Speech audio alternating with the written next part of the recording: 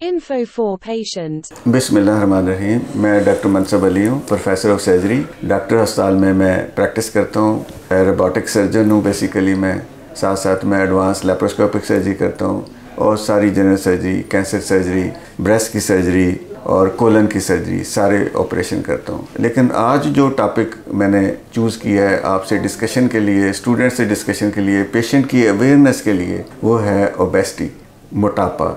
इसकी रीज़न्स क्या होती हैं मोटापे की? ओबेसिटी होती क्या है? ओबेसिटी होती है कि आपके नॉर्मल वेट, जो आपका बीएमआई है, बॉडी मास इंडेक्स, अगर नॉर्मल से ज़्यादा हो जाए तो उसको कहते हैं ओबेसिटी, ओबीस।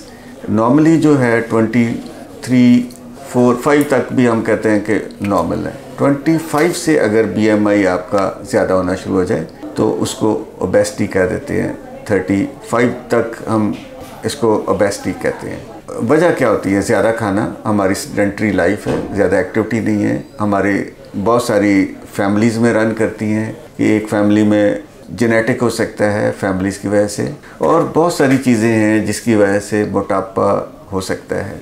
डिजीज़ बहुत सारी हैं, जैसे थायराइड की हाइपोथायराइडिज्म है। तो हमने ये देखना होता है कोई भी मरीज़ आए कि इसमें ओबेसिटी की वजह क्या है, ताकि हम उसकी ट्रीटमेंट कर सकें। अगर ज़्यादा खाना पीना उसको कम कर दें, अगर एक्सरसाइज कम है उसको ज़्यादा